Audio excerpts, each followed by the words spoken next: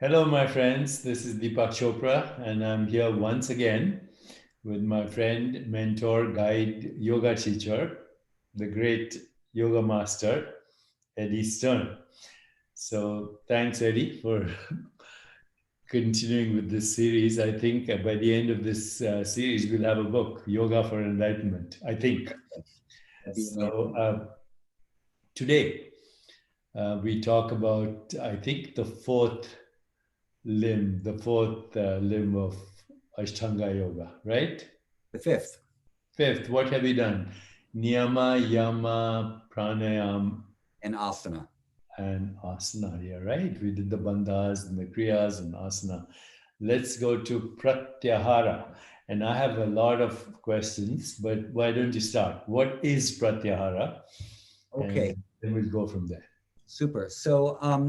There are a few different views on Pratyahara, and from Patanjali Yoga Sutra, Pratyahara is an effect that comes from the perfection of pranayama. And what happens within the higher levels of pranayama is we get to a place where the breath naturally ceases and it's not coming in, it's not going out. There's no impulse to breathe. And this is called Kevala Kumbhaka, the natural, simple, spontaneous um, cessation or pause in the breathing process. And in the Kevala Kumbhaka, what happens is something that the texts call internal breathing, where you are now breathing up and down your spinal column in Sushumna Nadi. You're not breathing air in and out through the nostrils. So this coming and going of breath through the nostrils is living in the realm of the pairs of opposites of duality, of coming and going, inhale and exhale, light and dark, male and female, et cetera, et cetera. But then in Kevala Kumbhaka, we enter into the first levels of a unity state, where rather than being affected by all the pairs of opposites and change, now we're becoming established in our own consciousness. And there are going to be different levels of this. So the Pratyahara is in Kevala Kumbhaka is like sort of stage one. Um, and so, uh, and interestingly enough, maybe we can talk about this later. There are all these respiratory centers in the brain, like the Botzinger and pre-Botzinger complex and the central pattern generators and all these different respiratory centers that are maintaining rhythmicity of the respiratory patterns in the spinal column and in the brain, whether or not we're breathing. So I'm wondering if these respiratory centers are some of the things that we might be consciously working with during Kevala Kumbhaka, but maybe that's for later. In the meantime, so we go into the state where the pranayama deep levels are being perfected, and then something happens, which in Yoga Sutra says tata kshiyate, um, the covering of light. Why am I forgetting this sutra right now? Hold on. Tatakshite prakasha varanam. So the covering of light, which is like prakasha here would be sattva, which is still a guna that we can get attached to, um, gets removed. And so what's behind the last guna is just consciousness. So at this point, the sense organs stop identifying with the outer objects, and they just become separated off from them. So now the mind it no longer has contact with the objects of the world either, because the mind is getting contact with these objects simply through the sense organs. So if the sense organs decide, I'm no longer going to engage with the objects of the world, the mind follows and it also disengages so that it can be more established within itself, or begin to shift its attention towards what's happening inwardly. So when they say the mind is like a mirror, that means that whatever you put in front of the mind will be reflected in the mirror, right? So if I shine the mind to the world of form, name and form of nama and rupa, then the mind will see names and forms and identify with them. But if all of a sudden this mechanism for seeing outer form quiets for a moment and it doesn't engage, then the mirror of the mind shifts to look inward towards consciousness, towards Purusha.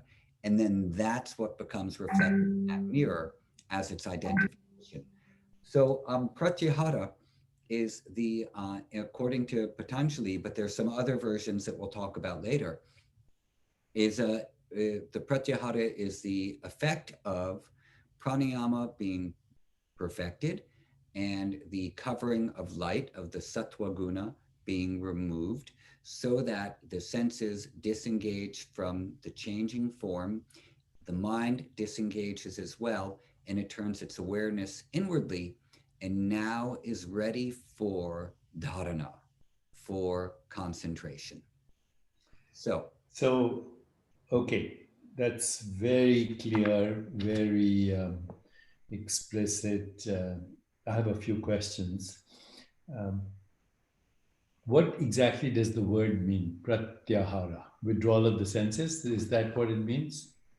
Well, ahara means food. It means to eat, and so with the pratyahara, I'm moving away from the things that I'm eating through my sense organs. Five senses. Okay.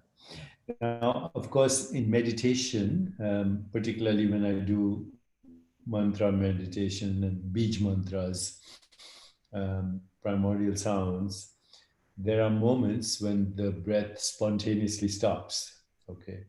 And of course, there are moments during when the breath decreases and spontaneously stops, even where there is lowering of metabolism at the same time, significant. And yet the oxygen concentration remains the same because the metabolic requirements have decreased. The oxygen saturation remains the same, which is that even though my metabolism is going down, the body is happy, healthy, and functioning with the fullness that it needs to self-regulate, or what we call homeostasis. So this happens naturally in meditation and also in some of the pranayams that you taught us. And there is, as you said, at that moment, at least a glimpse of pure consciousness. I remember when I was in Maharishi, and he used to ask me, how low does the metabolic rate go down with TM at that time, which was a Bij Mantra practice. And I said about 20%, which is what the studies were showing. And he kind of said, if you are really settling into the gap or in the being or in pure consciousness or you're in Pratyahara, it should go down to zero.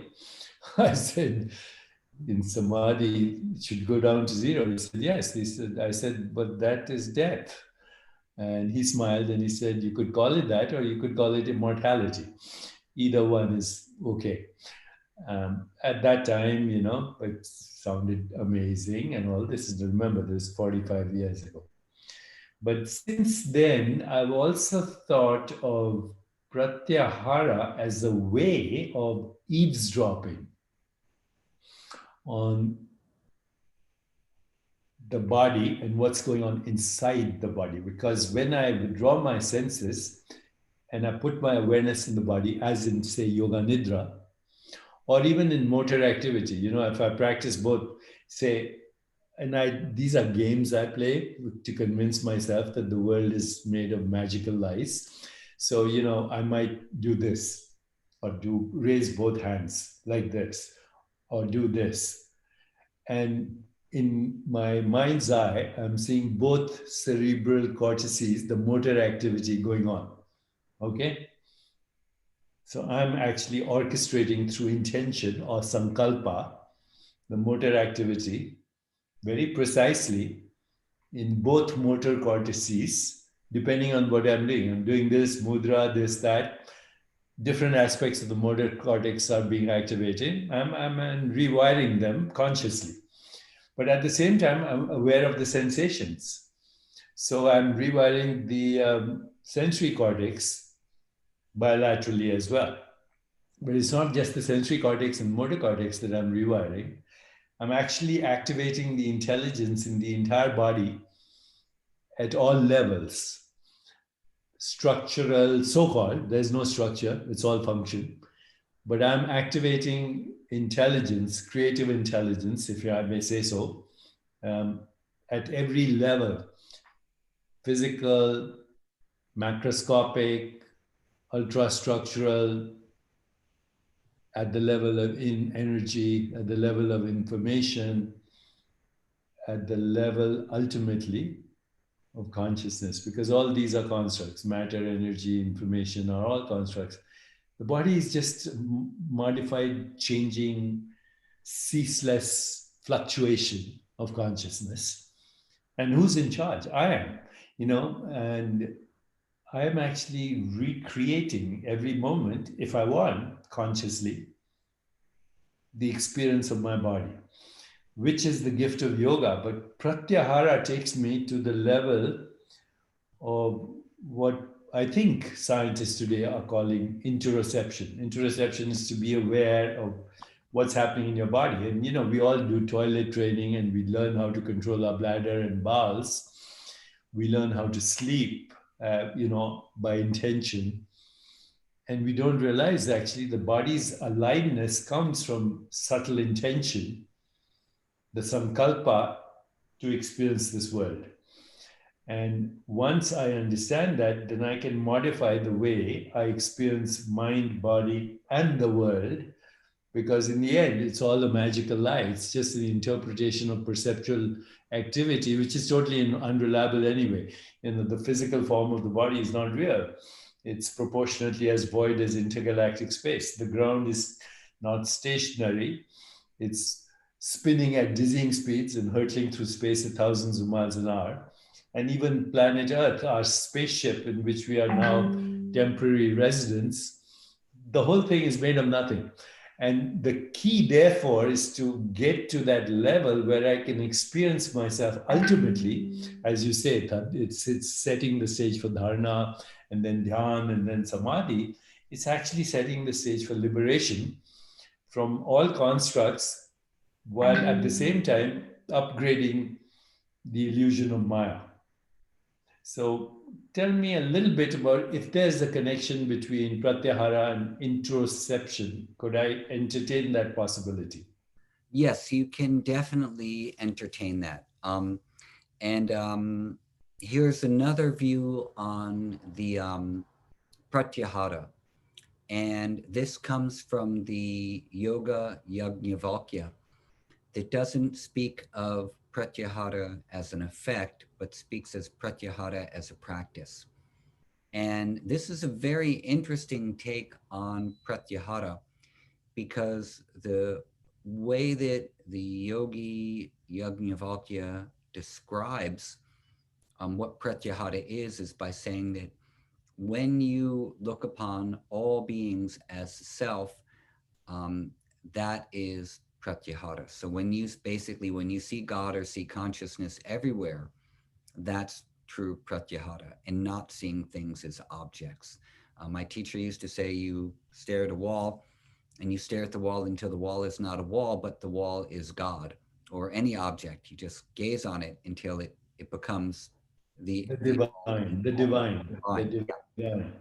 And Yeah. so the practice for this in Yoga Yajnavalkya is interesting because they list the 16 adharas or madhyamastanas that we spoke about last time that are organized at the throat chakra near the vagus nerve, actually.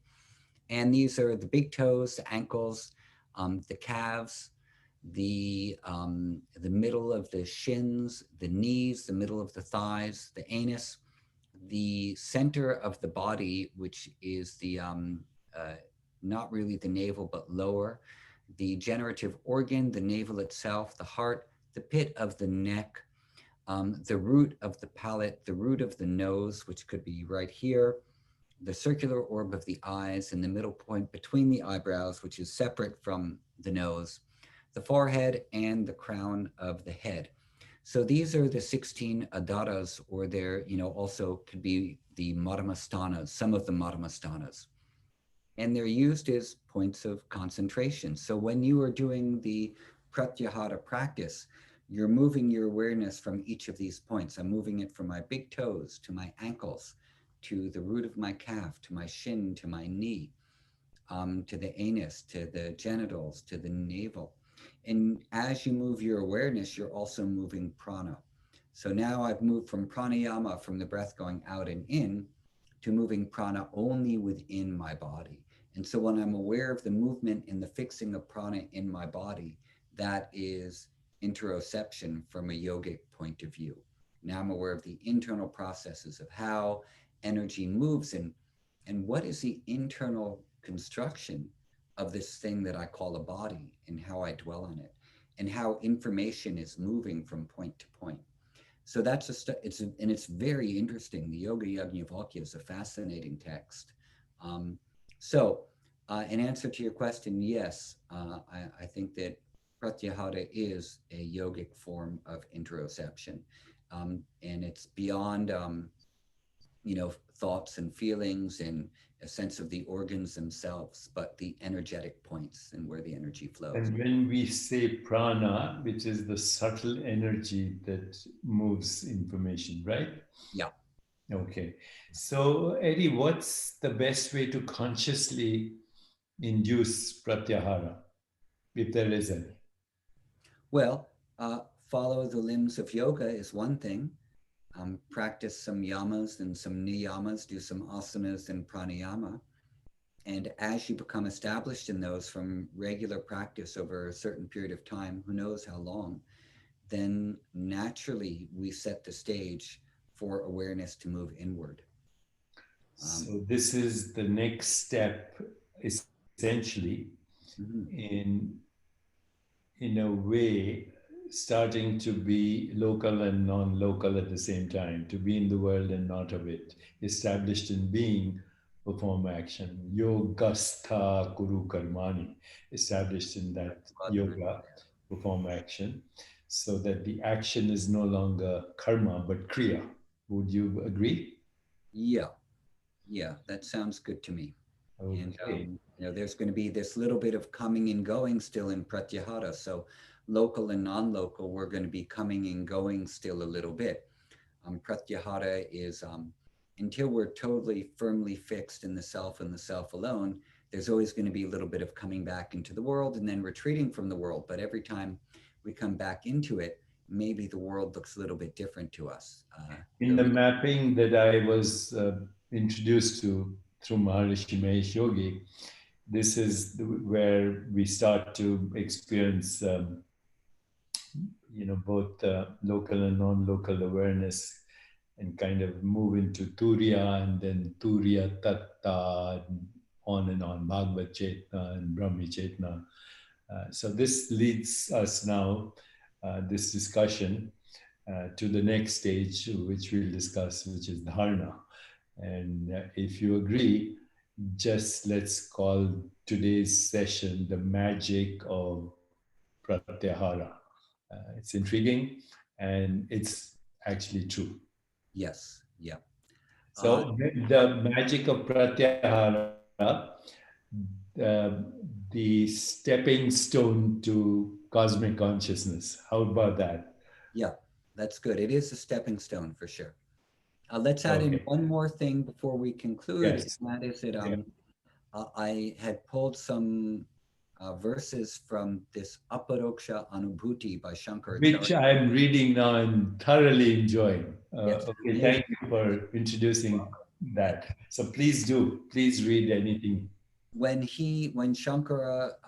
Shankaracharya here speaks of Pratyahara, it's similar to Yoga Yajnavalkya, where he says that the absorption of the mind in the supreme consciousness by realizing Atman in all objects is known as Pratyahara and should be practiced by the seekers of liberation. So So see the divine in every experience, basically. and that is probably the easiest way to practice Pratyahara. First, have a sense of maybe divinity, resting in yourself, and then start seeing divinity in all the objects of the world, even a few times a day. And then gradually, perhaps we can expand the amount of things and the amount of people and objects that we see divinity in. And that is a practice of pratyahara, according at That's least. beautiful. That's beautiful. And that's the way to close today's session. Mhm. Thank you very much, Eddie. God bless. And until next time, Definitely. Dharna. Carolyn? Hello, Carolyn.